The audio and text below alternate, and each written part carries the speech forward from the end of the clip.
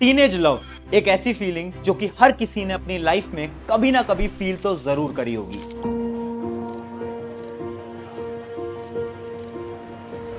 ये एक ऐसा टाइम होता है ना जब क्लास के अंदर आपके टीचर कुछ ना कुछ पढ़ा तो जरूर रहे होते हैं, बट आपका ध्यान बिल्कुल भी वहां पर नहीं होता। आपके दिमाग में तो कोई और एक ऐसा इंसान चल रहा होता है जिसको कि आपने अपनी पूरी की पूरी दुनिया मान लिया होता है। वही इंसान जिसके एक मैसेज से आपका पूरा का पूरा मूड बदल जाता है। एक ऐसा इंसान जिसके मैसेजेस का आप सुबह से लेकर शाम तक वेट करते हो। उसके मैसेज को सीन कर जाने से आप बहुत ज्यादा एक्साइटेड और बहुत ज्यादा खुश हो जाते हो। ये होता है टीनेज लव। लेकिन इसकी एक और रियलिटी है, क्योंकि एक रिसर्च करी गई थी इंडिया के अंदर जिससे कि यह पता चला कि 80% यूथ इस टीनेज लव की वजह से अपने गोल्स को खो देता है। यानी वो जो ड्रीम देखते हैं उन ड्रीम को अचीव नहीं कर पाते, और उसका रीजन होता है सिर्फ और सिर्फ ये टीनेज लव।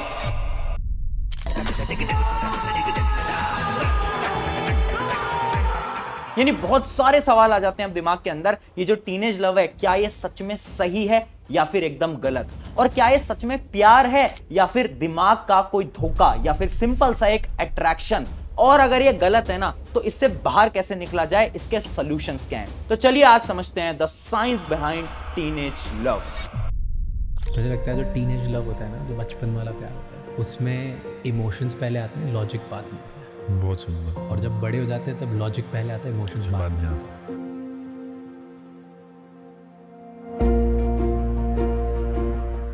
तो हाय एवरीवन, मेरा नाम है प्रशांत। आज की जो वीडियो का टाइटल है ना, ये एक ऐसा टाइटल है जिसके बारे में कोई भी सोशल मीडिया पे बात करने से डरता है, लेकिन रियलिटी ये है ना कि इस टाइटल पे बात करनी चाहिए। पता है क्यों? क्योंकि ना एक साइंटिफिक रिसर्च से ये पता चला था कि जब भी एक इंसान अपनी टीनेज लाइफ के अंदर किसी को पसंद करने लगता है तो उसके दिमाग में वो सेम केमिकल रिलीज होते हैं जो कि तब रिलीज होते हैं जब एक इंसान ड्रग्स को कंज्यूम करता है। यानी ये जो टीनेज लव है ये उतना ही डेंजरस है जितना कि आपकी लाइफ के अंदर ड्रग्स। और अगर इस टीनेज लव की फीलिंग को सही टाइम पे कंट्रोल नहीं किया ना तो ये जो ड्रग है ना उसकी तरह ये भी डेंजरस बन सकता है। इस वजह से इस टॉपिक पे बात करनी जरूरी है। आज मैं आपको इसके सॉल्यूशंस ही नहीं बताऊंगा, मैं आपको साइंटिफिकली बताऊंगा कि आखिर ये अट्रैक्शन है या फिर लव है, एक क्रश को कैसे कंट्रोल किया जाए, अपने दिमाग पे कैसे आपको वापस से काबू लाना पड़ेगा। इन सारी चीजों को साइंस की मदद से आज हम समझने वाले हैं। लेकिन उन सारी चीजों को समझने से पहले यह समझ लेते हैं कि आखिर ये जो अट्रैक्शन है इसकी कितनी स्टेजेस होती हैं।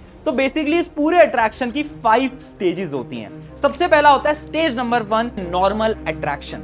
यानी सबसे पहले ना आपको वो जो इंसान है सामने वाला, उसकी कोई छोटी सी चीज बहुत ज्यादा अच्छी लगने लगेगी। आपको ऐसा लगेगा कि यार ये तो दुनिया का सबसे बेस्ट इंसान हो सकता है आपके लिए। उसके बाद स्टार्ट होती है स्टेज नंबर 2, ऑब्सेशन। और यहीं से ही चीजें थोड़ी बहुत गड़बड़ होने लगती हैं। यानी इस स्टेज के अंदर ना आपको उस इंसान से ऑब्सेशन होने लगता है। यानी वो इंसान आपको इतना ज्यादा पसंद हो जाता है कि आप चाहते हो कि आप अपनी जिंदगी का पूरा समय उसी इंसान के साथ पास कर पाओ। उसके बाद आप मोबाइल फोन्स देखने लगते हो, आप उनके मैसेजेस का वेट करने लगते हो। अब ये देखने लगते हो कि आखिर वो कब आएंगे, आपसे मिलेंगे और कब आपसे बात करेंगे। और फिर आती है स्टेज नंबर 3, कनेक्शन। यानी अगर इमेजिन करो सामने वाले इंसान से थोड़ा सा भी रिस्पॉन्स आ गया ना तो आपके इस दिमाग को ये लगने लगता है कि सामने वाला इंसान भी आपसे उतना ही ज्यादा अट्रैक्टेड है, और उसके बाद एक कनेक्शन बनने लगता है। और फिर आती है स्टेज नंबर 4 जो कि बहुत समय बाद होती है, और उस स्टेज को हम बोलते हैं द रियलिटी चेक। इस स्टेज के अंदर आपके दिमाग को अब ऐसा लगने लगता है कि ये जो इंसान है ना ये शायद उतना भी अच्छा नहीं है जितना कि तुम आज तक इसको मानते आ रहे थे। इसके अंदर बहुत सारी खामियां हैं, बहुत सारी गलतियां हैं। और फिर आती है स्टेज नंबर 5, रिजेक्शन या फिर ब्रेकअप। अब ये जो स्टेज होती है ना यही सबसे डेंजरस स्टेज है। क्यों? क्योंकि ये देखा गया है कि टीनेज के अंदर जब भी एक नॉर्मल टीनेजर रिजेक्ट होता है या फिर एक रिलेशन के अंदर ब्रेकअप वाली सिचुएशन के अंदर आता है तो उसकी इमोशनल स्टेबिलिटी यानी उसकी जो दिमाग है ना वो पूरी तरीके से ब्रेक डाउन कर जाता है, जिसकी वजह से वो अपने करियर पे भी बिल्कुल फोकस नहीं कर पाता। अब आप मुझे कमेंट करके बताओगे कि इन 5 स्टेज में से आखिर आपने अभी तक अपनी लाइफ के अंदर कितनी स्टेजेस को महसूस करा है, फील करा है। सच सच कमेंट में बताना। अगर 5 स्टेजेस को फील कर चुके हो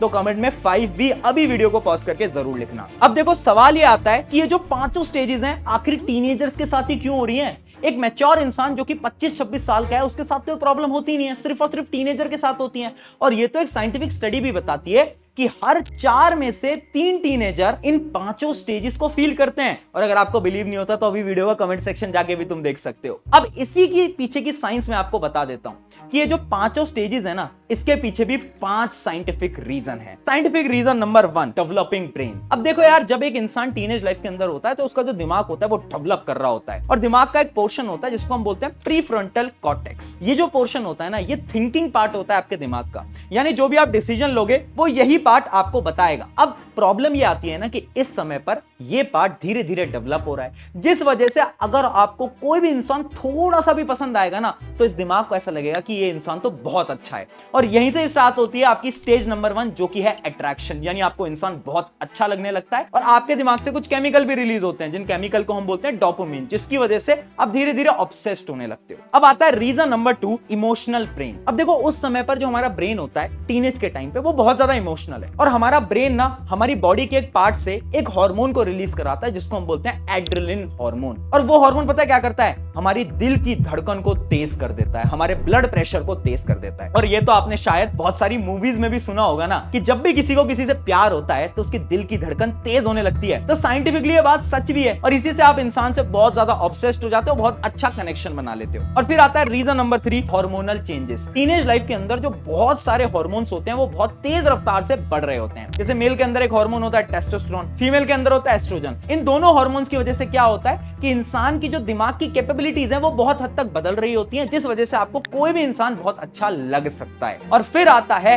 रीजन नंबर 4, सेरोटीन डिप। देखो, ये जो केमिकल है ना सेरोटीन, ये बहुत खतरनाक केमिकल है। ये केमिकल आपके दिमाग का फिल्टर है, यानी ये दिमाग को बताता है कि क्या सही है और क्या गलत। अब टीनेज लाइफ में क्या होता है, ये जो केमिकल होता है थोड़ा सा कम हो जाता है। इसी वजह से आपने सुना होगा कि टीनेज लाइफ के अंदर बहुत सारे लोग ऐसी भी कुछ हरकतें कर लेते हैं जो कि शायद उनके लिए सही नहीं है, बट उन्हें बाद में जाके रियलाइज होता है। यानी ये सारी चीजें साइंटिफिकली प्रूवन है। अब आते हैं 5th और फाइनल रीजन की तरफ, जो कि आपने देखा है ना कि जब भी कोई इंसान रिजेक्ट होता है या फिर उसका ब्रेकअप होता है तो वो इतना ज्यादा पेन क्यों महसूस करता है। तो ये चीज भी ना साइंटिफिकली प्रूवन है। यानी एक रिसर्च की गई थी एक यूनिवर्सिटी की तरफ से, जिस यूनिवर्सिटी का नाम था येल, और उन्होंने ये बताया कि एक टीनेजर जब भी एक ब्रेकअप को फेस करता है तो उसके दिमाग के अंदर 25 से 30% ज्यादा पेन महसूस होता है as compare to a mature person. अब यहां पर सवाल ये उठता है, अगर ये सारी चीजें हमारा दिमाग का गेम है तो क्या टीनेज लव, टीनेज अट्रैक्शन सही है भी या नहीं? तो वो भी मैं आपको बताऊंगा, टेंशन मत लो। लेकिन उससे पहले ये समझ लेते हैं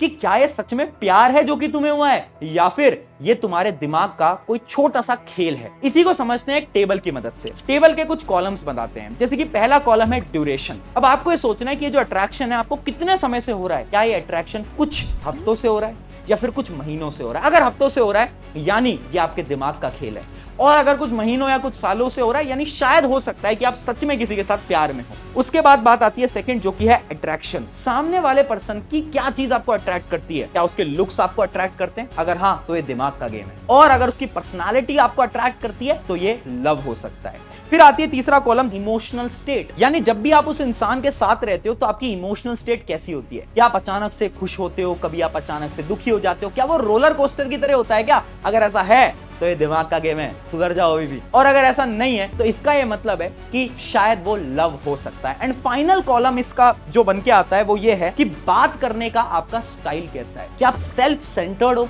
यानी आप खुद के बारे में सोच रहे हो यार मैं इसको कैसे इंप्रेस करूं या फिर ये मुझे कैसे इंप्रेस करे? अगर ऐसा है तो इसका साफ मतलब है कि ये ब्रेन का गेम है। बट अगर आप सामने वाले की खुशी के लिए उससे बात कर रहे हो तो इसका ये मतलब है कि शायद ये लव हो सकता है। यानी इस चीज से आपको ये तो क्लियर हो गया होगा कि ये क्रश है या फिर ये लव है। अब ये आपको सोचने की जरूरत नहीं है, पर सवाल फिर भी वही उठ के आता है, चाहे क्रश हो, चाहे लव हो, चाहे अट्रैक्शन हो, क्या ये सच में सही है भी या नहीं? तो ये आंसर तुम खुद दोगे। मैं आपसे पूछूंगा 5 सवाल और आपको उन सवालों के आंसर देने। अगर आपका आंसर यस है तो आप खुद को एक एक पॉइंट देते चलना। पहला सवाल अब मैं आपसे पूछता हूं, क्या आप उस इंसान से अट्रैक्टेड होने की वजह से अपने गोल से डिस्ट्रैक्ट हो रहे हो? क्या आप अपने सपनों से डिस्ट्रैक्ट हो रहे हो? अगर ऐसा है तो यस लिखो और खुद को 1 पॉइंट देना। सेकंड क्वेश्चन, क्या उस इंसान के रिप्लाई ना आने पे आप बार बार मोबाइल चेक करते हो? क्या आप इंसान के रिप्लाई का वेट करते हो पूरे दिन भर और आप बार बार नोटिफिकेशंस को देखते रहते हो कि उसका रिप्लाई आया या नहीं आया? अगर ऐसा है तो खुद को 1 पॉइंट देना और यस भी लिखना। थर्ड क्वेश्चन, क्या तुम बार बार खुद पे सेल्फ डाउट करते हो? यानी अगर उस इंसान का रिप्लाई नहीं आ रहा तो खुद पे तुम सेल्फ डाउट करने लगते हो कि क्या मैं सही हूं भी या नहीं हूं? क्या तुम ऐसा फील करते हो? अगर है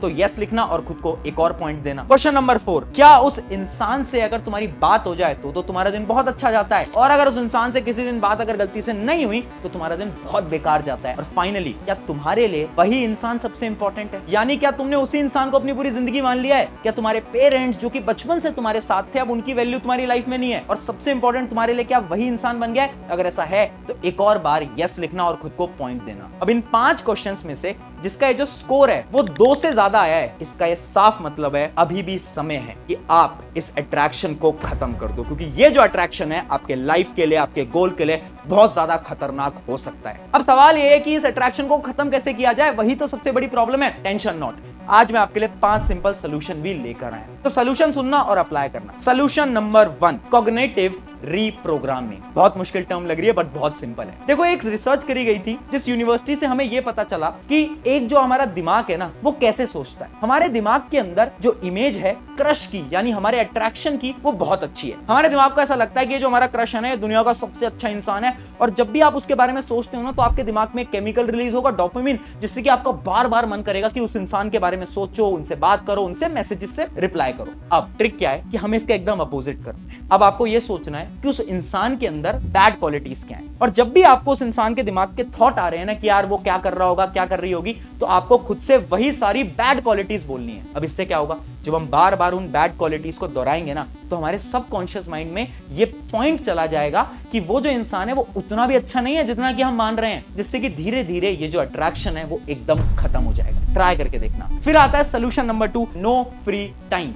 देखो, कई रिसर्च करी गई है जिनसे कि ये साफ पता चला है, अगर आपका गोल क्लियर है, अगर आपको ये पता है कि दिन में आपको क्या क्या काम करना है, आपके टास्क एकदम लिखे हुए हैं, तो आप कभी भी डिस्ट्रैक्टेड नहीं होगे। यानी आपके दिमाग में कोई और थॉट आना ही नहीं है ना, तो आपको क्या करना है, अब से डेली एक चेकलिस्ट बनाओ। अब ये देखो कि आप क्या पूरे दिन भर काम कर रहे हो या नहीं कर रहे हो, और कभी अगर कोई फ्री टाइम भी है ना, तो उस फ्री टाइम में अकेले मत बैठना। उस फ्री टाइम में या तो कुछ स्पोर्ट्स खेलने चले जाना, किसी दोस्त को फोन मिला लेना, ये सब करना, बट कभी भी अकेले मत बैठना। जितना आप अकेले बैठोगे उतने ज्यादा आपके दिमाग के अंदर थॉट्स आएंगे और उतने ज्यादा परेशान रहोगे। फिर आता है सोल्यूशन नंबर 3, अवॉइड ट्रिगर्स। यानी एक रिसर्च करी गई थी ऑक्सफोर्ड यूनिवर्सिटी के अंदर, जिससे ये पता चला एक टीनेज कब अपने क्रश के बारे में बहुत ज्यादा सोचता है, जब वो अपनी चैट्स को देखता है, जब वो उस इंसान की प्रोफाइल फोटो को देखता है। अब यही आपको करना है। आपको क्या करना है, जितनी भी उसकी निशानी है ना, उनको अपने आसपास से हटा देना है। यानी अगर कोई पुरानी चैट है तो हटा दो, अगर कोई सोशल मीडिया अकाउंट है तो एकदम डिलीट कर दो, डीएक्टिवेट कर दो। आसपास में आपके पास कोई भी मेमोरीज नहीं रहनी चाहिए। अगर आप सारे ट्रिगर पॉइंट्स को हटा दोगे ना, तो आप देखना कुछ समय में इस दिमाग को याद भी नहीं रहेगा कि आपकी लाइफ में ऐसा भी कोई इंसान था। फिर आता है 4th नंबर का पॉइंट, 10 मिनट डिले टेक्निक। देखो, जब भी आपके दिमाग में थॉट्स आ रहे हैं ना, और आपका दिमाग आपसे कह रहा है यार एक बार मोबाइल फोन देखते हैं, चलो उसका मैसेज आया है नहीं आया ये चेक करते हैं, तब आपको खुद से बोलना है सिर्फ 10 मिनट और। यानी सिर्फ 10 मिनट और पढ़ाई कर लेते हैं, फिर जो भी आप काम कर रहे हो वो कर लेते हैं। 10 मिनट के बाद ना मोबाइल फोन चेक करेंगे। अब साइंस ये बोलती है, अगर आप 10 मिनट तक अपने डिस्ट्रैक्शन को कंट्रोल कर लेते हो, तो 10 मिनट के बाद वो डिस्ट्रैक्शन ऑलमोस्ट खत्म हो जाता है। And final and the most important step, what is important for you. देखो दोस्त, एक बड़े भाई होने के नाते तुम्हें मैं एक चीज बता रहा हूं कि जब भी तुम डिस्ट्रैक्टेड हो रहे हो, तुम्हें ऐसा लग रहा है कि यार ये चीज तुम्हारे लिए सही नहीं है, तो उसी समय पर खुद से पूछना, मेरे लिए इंपॉर्टेंट क्या है आज, मेरे लिए इंपॉर्टेंट क्या है। क्या आज तुम्हारे लिए इंपॉर्टेंट वो इंसान के मैसेजेस हैं, रिप्लाईज हैं, या फिर तुम्हारे लिए इंपॉर्टेंट है तुम्हारी पढ़ाई, तुम्हारा करियर, तुम्हारा गोल? आंसर खुद ब खुद तुम्हारे सामने आएगा। तो जब भी डीमोटिवेटेड हो रहे हो, जब भी दिमाग में बहुत सारे थॉट्स आ रहे हैं, खुद से पूछो ना, आज तुम्हारे लिए क्या इंपॉर्टेंट है। आई होप इन 5 टिप्स की मदद से आपको सारे सोल्यूशन मिल गए होंगे आपकी सारी प्रॉब्लम के बारे में। अगर ये वीडियो अच्छी लगी, अपने दोस्तों के साथ जरूर शेयर करना। हर एक टीनेजर के पास ये वीडियो जरूर जानी चाहिए, क्योंकि ये एक ऐसी प्रॉब्लम है जिसके बारे में कोई भी बात नहीं करता। बट आई होप मैंने आपको साइंटिफिकली पूरी डिटेल में आपको सब कुछ समझा दिया होगा। शुक्रिया एवरीवन, मेरा नाम है प्रशांत, मिलते हैं किसी नेक्स्ट वीडियो के अंदर।